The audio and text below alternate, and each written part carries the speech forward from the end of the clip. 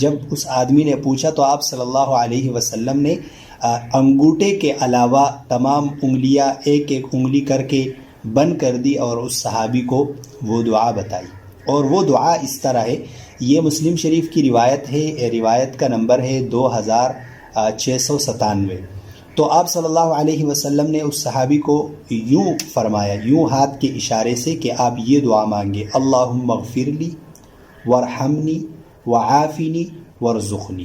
انگوٹھے کے علاوہ 4 انگلیاں آپ نے بند کر کے اس کو سمجھانے کے لیے کہ آپ نے یہ 4 جملے دعا میں مانگنے ہیں، یہ 4 جملے آپ نے پڑھنے ہیں. پہلا جملہ جو ہے اللہم اغفر لی، کہ اے اللہ میری مغفرت فرما، وارحمنی مجھ پر رحم فرما، وعافنی اور مجھے تمام بیماریوں سے، تمام مصیبتوں سے عافیت میں رکھے، یعنی مجھے تمام بیماریوں سے، تمام پریشانیوں سے میری حفاظت فرما.